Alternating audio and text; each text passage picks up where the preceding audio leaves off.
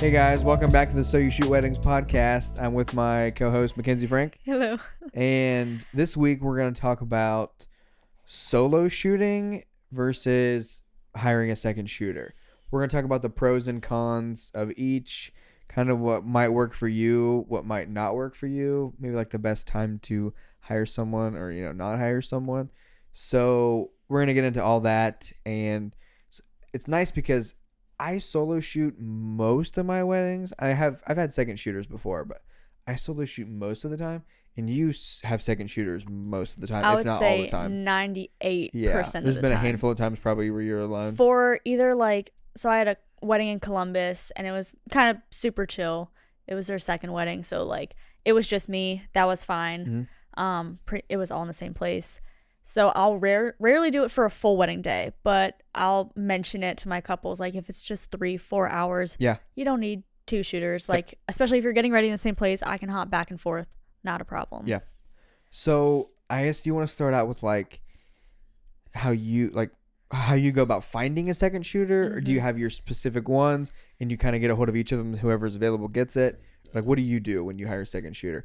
or let's say you have a wedding supposed to be there for 10 hours. It's a location for the prep ceremony is a different location, reception, and they're going two different places. But that's 5 locations. Yeah. You want a second shooter. What's the first step you do? What's the first thing you do? I guess if we're starting all the way at the beginning, a lot of people reach out to me to be a second shooter, but I'm pretty particular in who I shoot with. There's a lot of people that are like, hey, I want to learn more about weddings. Can I second shoot for you? I usually don't take those because I want someone who's already shot a bunch of weddings that are comfortable, because I kind of give my seconds a decent amount of responsibility. I know some photographers just have them hold stuff and be light stands and get stuff out of their bag. There's a whatever. difference between an assistant and a second That's shooter. more of an assistant. Yeah. I definitely have second shooters, and I think I pay my second shooters pretty well. But I give them the responsibility of being with the guys when they're getting ready. Sometimes they'll even bring a groom to a first look or whatever, and then they'll shoot the guys group photos, solo shots, all that good stuff. It's just nice because it does save time. And again, my second shooters I trust, so I know they're going to get the shot for the most part. My main second shooter, Cassidy, she actually reached out to me a while ago. She lived in California, and then when she came here, somehow found my name, and we met for coffee. And she's been shooting with me for probably 2 years. She actually came to the wedding that we first met at. So she was like a shadow for the day. Oh, so she was there. Wow. Yeah. So she was like a third shooter. And it was nice because she got to see how I work and see if she liked it. And now she's like my main second shooter. Yep. It's great to work with her because she knows what I expect and what I want. And we can communicate with our eyeballs now, especially with the masks. Routine. So, it all comes back to routine. I don't have to check on her. Yeah, you like that because it's boom, boom, boom. Yeah. You don't want to check. You don't want to babysit someone on the wedding day. It's one less worry, and a second shooter where I don't have to teach them things day of. Again, I need you to be experienced, at least have 1 or 2 lenses, know how to use them, know how to use your flash, all that good stuff. Yeah, but for sure. That's, I don't know. I rarely use second shooters, but it's not because I don't think that I don't think it's as necessary for you. So it is and it isn't. So when I first started out, I was in, I lived in a really small town in Ohio, the sticks, and even if I wanted a second shooter, no one else cared about video. No one owned really a camera that I knew. So that I had to do it by myself. I just had to. And then that snowballed into when I moved to Cincinnati. I didn't know anyone because I just moved here. Now I could have probably Craigslist or whatever. I could have found someone somehow, but I didn't. I just still kept doing everything by myself, which I think is good because it taught me now I can do it all myself if I want to. It's a lot harder. There is a chance that more likely that I'll miss something. That's for sure. It's hard. I can't be in 2 places at once. Hence, that's why you hire a second shooter. But also I just really, I don't know. I just always thought why would I want to pay someone now? I can do this by myself. And that sounds arrogant, but that was just my mindset. Because I literally didn't know anyone else when I moved here, and also again, I was just like, I don't want to have to like tell someone, like, I know exactly how I want that shot over there. I'm going to go do it. You could like clone yourself. Yeah. So, Yeah. yeah, I know it sounds weird, but it's like, I just really didn't want to have to, like, to me, I thought it was literally more cost effective. Just, it was better for like time. Like, I just knew it's faster if I go over there and set that up the way I want and press record versus having to tell someone, oh, this is how I want it. Yeah. Do this, do that. Which is a great short-term solution, but not a good long-term solution. So if I want it done right away, I'll do it. But now after doing so many solo weddings, or sorry, shooting solo, like, I really, now that I do higher end weddings and I have more equipment now than I've ever had, I just really want someone there to help me, you know, hey, I really like those lights set up over there by the time I'm ready for that. Now I have to do it by myself. And it's good, like I said, it's good that I have that experience because now I can do it, but I really need to hire a second shooter more. And I've been kind of leaning towards that. And I've asked a couple people if they want to help. And but yeah, I would say the main reason why I need a second shooter is if groom prep and bride prep are in different places, it's nice. If I have to go 3 or 4 or 5 different locations on the wedding day, it's nice. If we're just doing one venue all day, I most likely won't do a second shooter just because all I have to do is walk, 30 seconds to where the bride is from where the groom is. But if I'm doing a couple different locations, I'll get someone. And I guess the whole point is, again, because I can't be in 2 places at once. I just simply can't. So what do you have to say? Yeah, I mean, I love having a second shooter.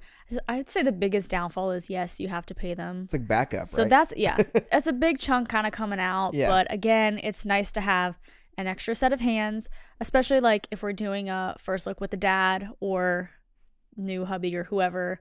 I can say, hey, can you set them up in the spot? And again, Cassidy like knows where I like to put people. So she'll set them up and then she can text me like, hey, we're ready. Instead of me having to run over, set them up. You okay? All right, stay here by yourself. Yeah. I'm going to run back. It's just, it saves time. Another set of hands, like if I want my second to hold the bouquet or whatever, I can hand it to them. Cass knows to go shoot it, do something with that. And then I can direct the couple in the way I need to. And again, like having a backup on top of your backup, let's say for some reason I missed the first kiss, which again hasn't happened, but if it does, odds are my second got it, and you just can't miss that shot. Yeah. So if you're solo, like I'm the last line of defense. So right, if I miss it, I know it's not there. Yeah, I can take like a screen grab from you or something. Sucks. It's a bad feeling being like, oh, I bet if I would have had a second shooter, they would have gotten something else while I would have gotten that. Yeah. A thing for me is getting the groom's reaction when she walks down the aisle. Yeah. It's hard when it's just me. I've done it. I can set up a separate camera for it, but it's hard to be in 2 places at once. Again, sometimes I will literally just turn around really quick and get 2 seconds of him and turn her back around and get her. That's how I do it. Yeah. Like again, with my 2 cameras, I can use my 35 to grab his reaction and then still have time to get her coming down the aisle. Yeah. Do you get her coming down with the telephoto or no? Telephoto, yeah. 7200?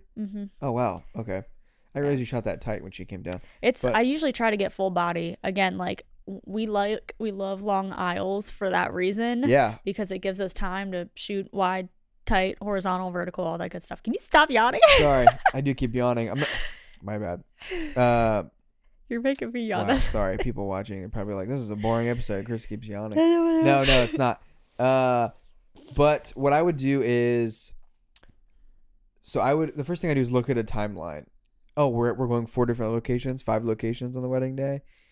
Then I'm kind of like, okay, I got to be here, and I'm looking, and I'm just like, can I shoot this by myself? Probably, because I've done it before. I think I did one last year. I think there were 7 locations I counted. Oh my God. Like, and 4 of those were just like pictures between ceremony. Like we went 4 different places. Yeah, still that's which a was lot. rough. That's but a lot I was, in the car, and I did it alone. Yeah, I feel like I was in my car for like an hour and a half. And maneuvering people, like especially if you have a big bridal party, getting them on and off the bus, and then they gotta pee, and it's a whole production. So, but having a second.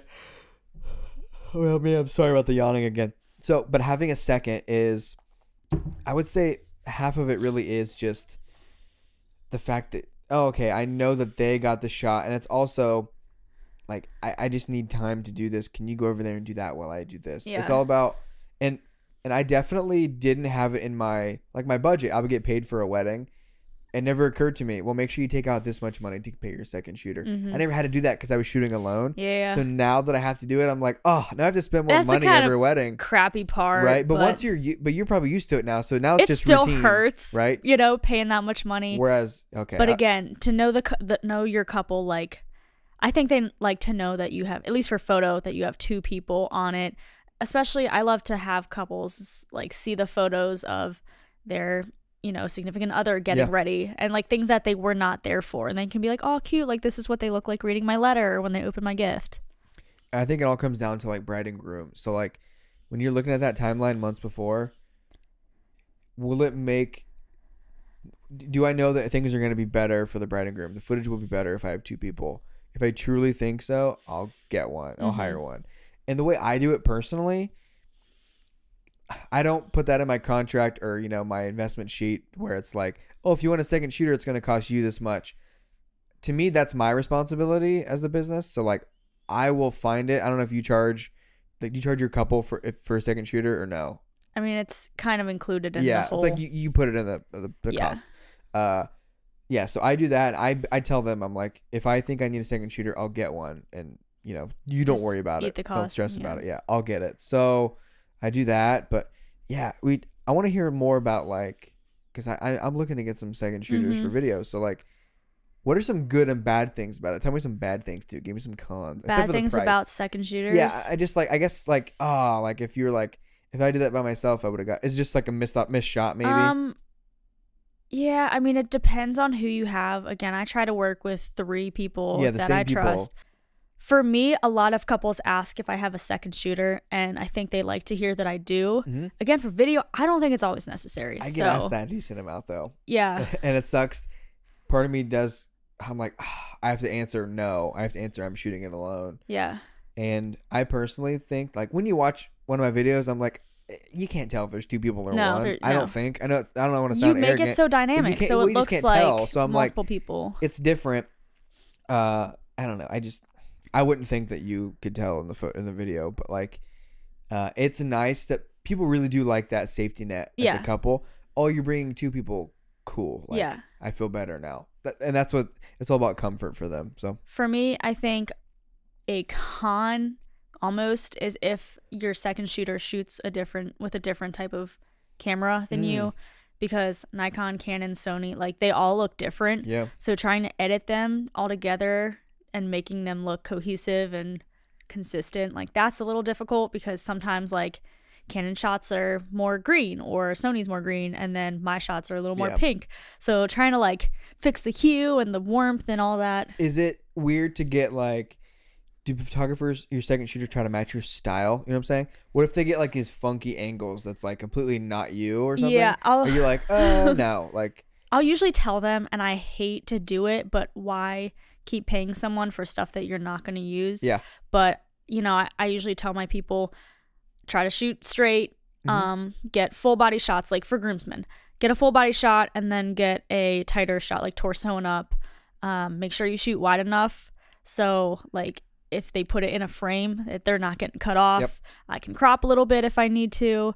So I'll tell them, I don't like really when people shoot up at people, even if you're a thin person. It's not flattering. Yep. Unless like, there are some occasions, like if the couple is facing each other and you're shooting up and it's a really dramatic shot, like, that's cool. But if it's just like someone coming down the aisle and you're shooting directly up at them, I'm not going to use that. So telling your seconds what you expect, and especially if they work with you, they know what you want, what you use, what you don't use. But yeah, trying to like match the photo settings, at least for me, it's a challenge. I've been doing it for almost 5 years now, because a lot of my second shooters are Canon. It's great when I get another Nikoner, but it's rare. Yeah, I would say, well, because you mentioned like the same style and stuff. So I'm trying to think, for video, I just feel like it would be so much harder to find someone who shoots the same style, let alone the same camera system. That's, I mean, Sony's pretty popular for video, but like, and I've had second shooters before, like years ago, where I'm just like, these look like 2 completely different weddings. Even though they're the same wedding, it just looks different. So like, just being on the same page is, I think, a huge thing for a second shooter. It's like letting them know up front, what you're gonna want, Yeah. you definitely you definitely don't want to get their SD card and you're like, I can't. Yeah, 5 that's of the these shots. worst. Ugh. And it costs you a lot of money. And you paid for shots that you and then can't you have use. to make the awkward exchange where you're like, by the way, you got to change this and this and I this. hate telling people that. You don't want to be the bad guy, but you also, if you don't say anything, it's just gonna business. gonna still be that level of can't use it. ugh. Like, big thing for me, don't shoot the whole day at 1.4, especially like groups of people, because it's hard enough to get focus on the eyes with one person, let alone you have like 6 people in a shot and they're all at different angles. I want all my people to be in focus if it's a group shot. So don't shoot at 1.4 the whole day, but don't be shooting at like f10 and it's super dark and everything's in Yeah. Just set that clear with your second shooter, especially if they're going to continue shooting with you. Do you, I guess, so when people say, oh, I want a second shoot with you, because you mentioned before, you have your favorites now, and that's great. What if they're all booked? What do you do? Or they're all busy? Man. It's got to happen at some point, right? Has it happened? With the COVID stuff, it has started to happen to where I can't use my regular shooters because of date changes, and then now they're not available on the same date. Yeah. I try to get my second shooters at least like 8 months in advance on the calendar. So if something were to happen, they can tell me and I can try to find someone as soon as possible.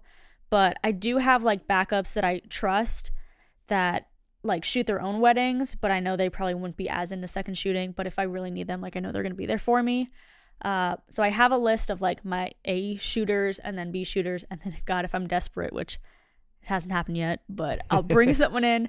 But I just, knowing that I have someone that I can trust, their equipment's good. And that's a big thing. Like you need to have good equipment, because the difference between like 45.7 megapixel camera, which I think is mine, or 50 something crazy, versus like even a 24, I can see that difference when I'm editing, and then with the final product, like it looks so different and I don't want it to. Yeah. I mean, it's all preference. Plus it's your business, so it's Right. like you have a standard and they have to adhere to that standard for sure. So I would say the next thing, I'm just trying to think of like, man, second shooters. Well, a big thing for me with my second shooters, it's nice when they can use my card. So if I can see them the day before we have a double wedding weekend, or even if we have another wedding next weekend, I'll give them an extra card so they can start shooting on mine. That way we don't have to play the whole game of like, when can you meet? Can you bring me my card? When can I bring you your card? Like, no one has time for that. It's just nice when it's on my card, I can keep it. It's just easier that way for me, at least. Yeah, what I would do is, I mean, well, if I second shoot, I give them, well, they use my gear, like. Okay, they do. Yeah, which I guess, now that I think about it, they probably never use your gear, do they? No. Yeah. I mean, I have enough cameras, but I feel like they're probably more comfortable shooting on their You're right. cameras. Wow, I don't know, I guess. So that's interesting. It would be nice if I could, like, have If you had people just had use my extra stuff. here. Yeah. Well, yeah, so like, yeah.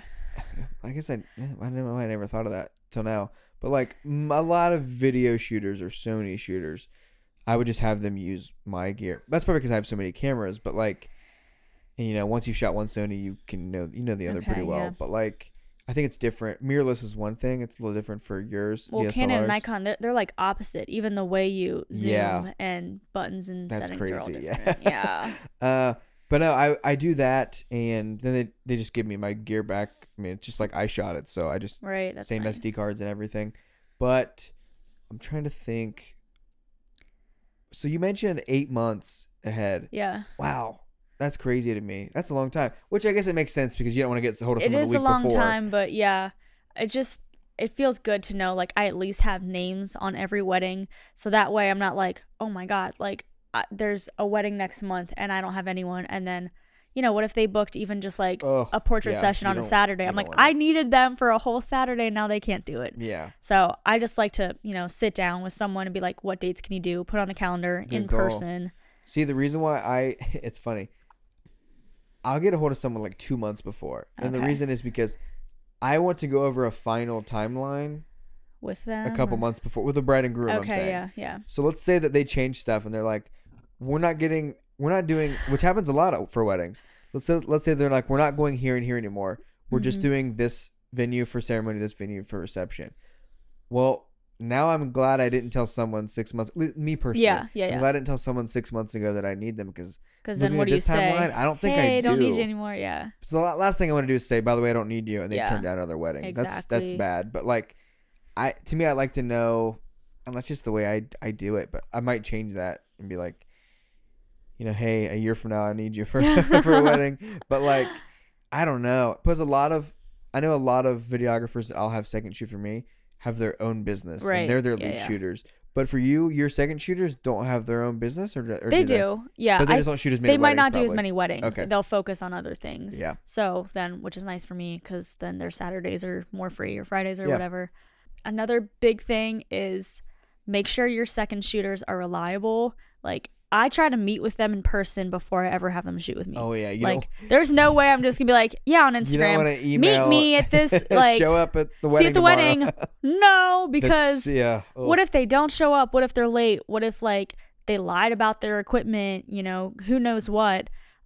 Make sure they're trustworthy, and I don't know, maybe even talk about like what they're gonna wear. Some people dress super casually at weddings or whatever. Like, don't wear jean shorts. Yeah, you don't want your second shooter to show up just dressed go like they're over, going to the beach. Yeah, because that makes you stuff. look bad.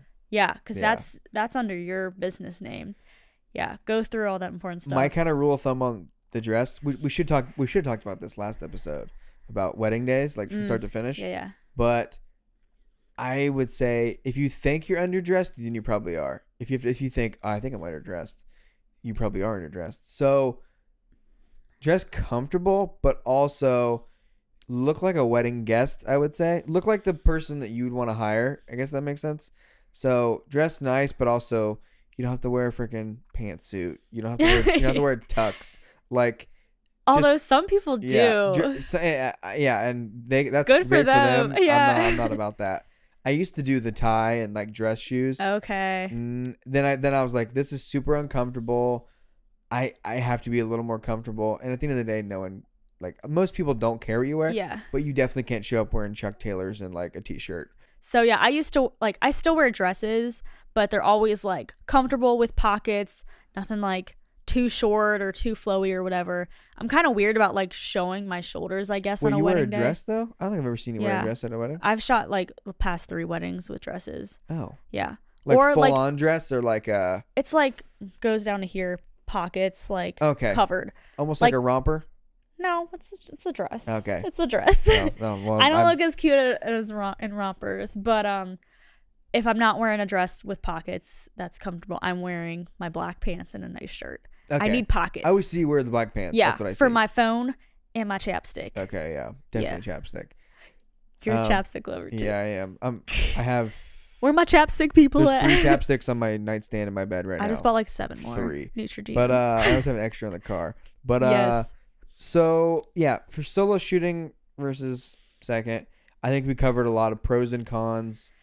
I guess the con would be that you have to pay someone money. Yeah, I mean that one's obvious, and but it sucks. You're paying them for a reason because they're making your day easier, hopefully, and they're making you be able to be in 2 places at once during the wedding day, which is a huge deal. Well, what if you get in an accident on the way to somewhere, and then you're like, what if you have no one? Sorry to say that for you. Yeah, I mean, but like, that way I can be like, hey, I'm going to be in the hospital for like an hour. Can you please cover ceremony? I'll be right back. Or even if you get like a flat tire, like just something that you put you behind. Oh, pulled over. My second's got it. Yeah, pulled over. For speeding.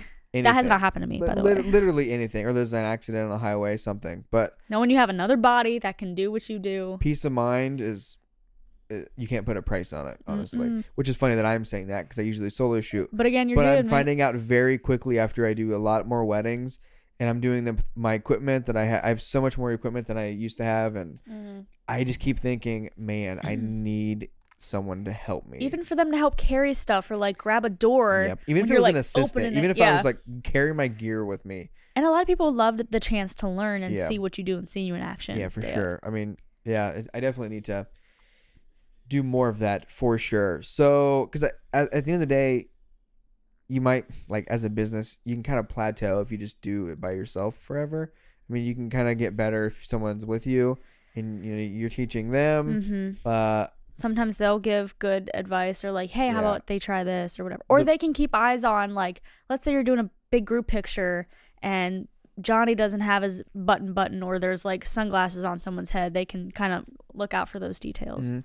I would say most videographers that I know that are like my favorite, like that are really good, either are like a husband and wife team or they have a shooter with them at all times. Yeah. Solo shooting, I don't know. I just feel like you can only go so far. So I'm definitely gonna get more second shooters. So if you're a kick-ass second shooter, yeah, let me know because I need to do more second shooting, and I've been doing it more lately. So like, I think that my days of completely solo shooting every wedding are behind me. Wow. But yeah, so I don't know. I think that should be it. I think that wraps up that episode. Yeah, we definitely. I know we kind of bounced around, but like, you guys are probably used to that. Yeah, at this point, you're probably used to it. There's some pros and cons. Again, any questions, let us know.